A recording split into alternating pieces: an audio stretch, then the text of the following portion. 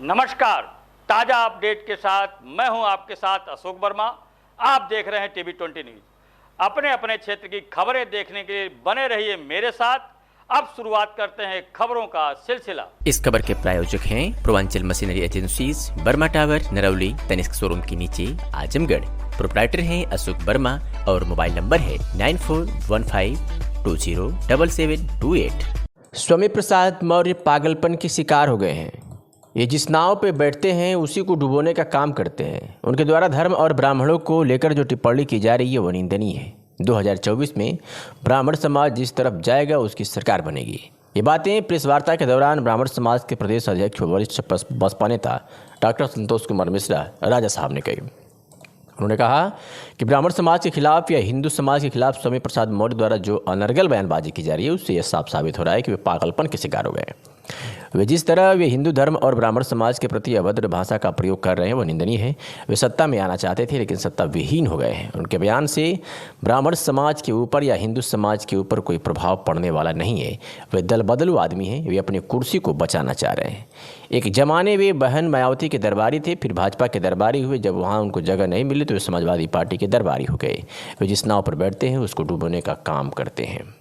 वे अपने आप मौर्य समाज व पिछड़ा के नेता बताते हैं, लेकिन ऐसी कोई बात नहीं है। 2024 के चुनाव को लेकर ब्राह्मणों के समर्थन पर उन्होंने कहा कि ब्राह्मणों ने अभी अपना निर्णय नहीं लिया है। मेरे द्वारा एक ब्राह्मण सम्मेलन का आयोजन किया जाएगा जिसमें सर्वसम्मत से यह निर्णय लिया जाएगा कि ब्राह्मण समाज अपना समर्थन किसको देगा। जिधर ब्राह्मण करवटेगा उसकी सरकार बन जाएगी। आज भारी संख्या में बेरोजगार युवक सड़क पर अपनी डिग्रियाँ लेकर घूम रहे हैं। उनको नौकरी की ज़रूरत है।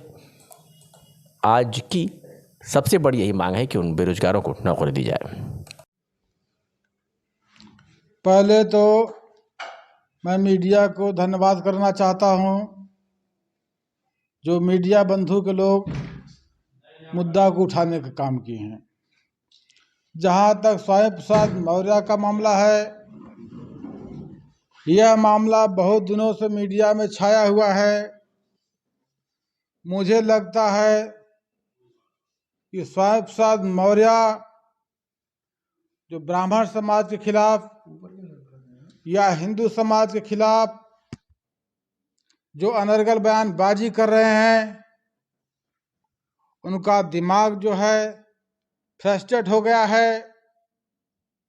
जो इस तरीके से ब्राह्मण समाज के प्रति अभद्र व्यवहार, अभद्र निंदा उनकी की जा रही है वो कम है। मैं उनके कार्यक्रम से, उनके बात से कोई सहमत नहीं है।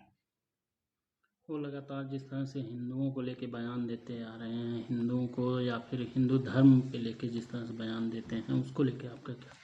उसका भी हम लोग खंडन कर रहे हैं। स्वामी प्रसाद मौर्य के अंदर एक पागलपन हो गया है। वो सत्ता में आना चाहते थे, वो सत्ता विहीन हो गए हैं, जिससे अनर्गल बयानबाजी और बयान जारी कर रहे हैं।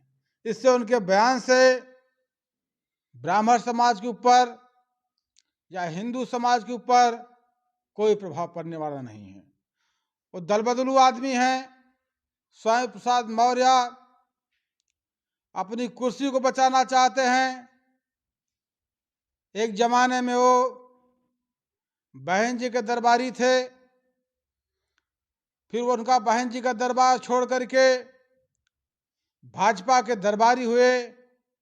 जब वहां उनको जगह नहीं मिली तो समाजवादी पार्टी के दरबारी हो गए हैं।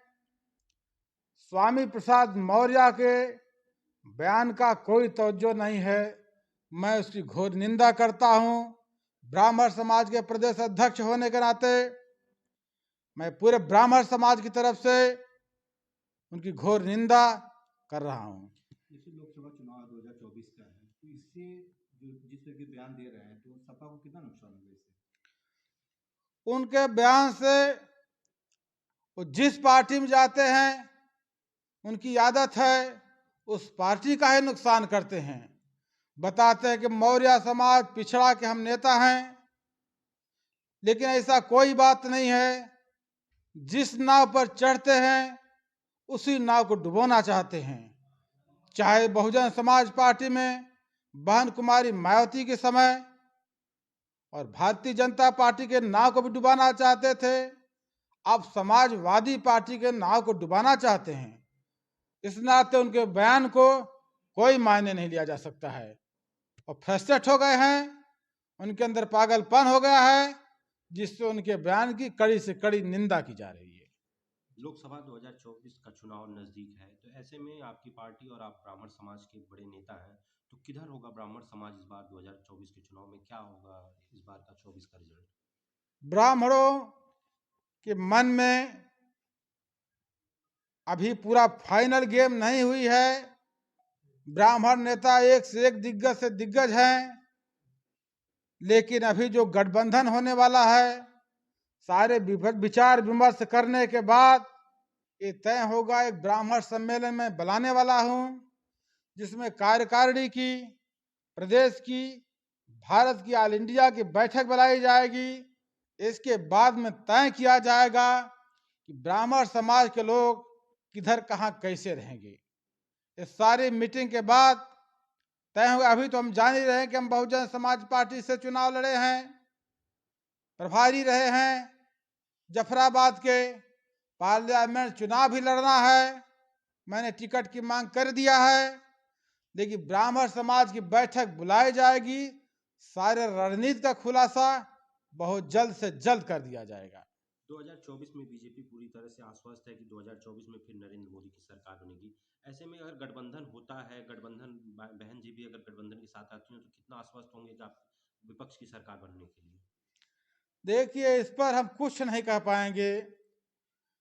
चाहे सत्ता पक्ष की बात हो, चाहे विपक्ष की बात हो, जब तक हम ब्राह्मण सम्मेलन फाइनल नहीं कर ले रहे हैं, राय मशविरा कर लेंगे। कहने के लिए सारी पार्टियां कह रही हैं कि हमारी सरकार बनेगी। ये तो 2024 बताएगा किसकी सरकार बनेगी।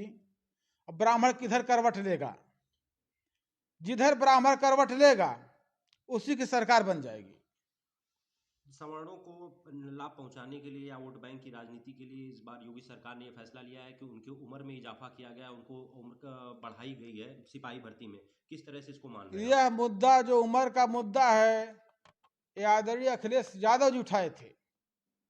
उम्र का जो मुद्दा है, जब विपक्ष का मुद्दा उठाया गया, तब उत्तर प्रदेश की सरकार उसको मानते हुए ये डिसीजन लिया है।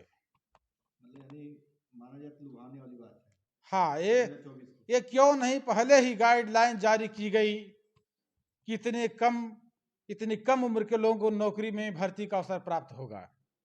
ये जब विपक्ष के मुद्दा उठाया गया है, तब इस तरीके से बात बताई जा रही है। जब तक गाइडलाइन जारी नहीं हो रही है, अभ्यर्थियों को सूचना नहीं मिल रही है, तब तक इसको कोई मानने के लिए तैयार नहीं हो सकता है। गाइडलाइन जारी हो गई है यूपी सरकार की तरफ से? अभी गाइडलाइन आई नहीं है, अभी प्रमुख सचिव का बयान आया है, अभी गाइडलाइन जारी नहीं हुई। गाइडलाइन जारी हो जाएगी तो उसको माना जाएगा। तो क्या लगता है ये जहां तक सवर्ण का मामला है, चाहे बैकवर्ड का मामला हो, चाहे शेड्यूल कास्ट का मामला हो, सब लोगों को अवसर मिलना चाहिए। जो होनहार बच्चे हैं, जो पढ़ लिख